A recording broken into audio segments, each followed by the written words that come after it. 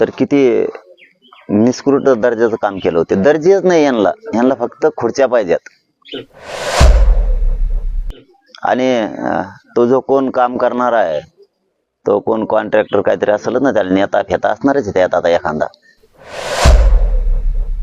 बरबाडलेला विचाराचा एखादा, त्याला खूप खायची सवय हे असणारच. यांना काय नाही,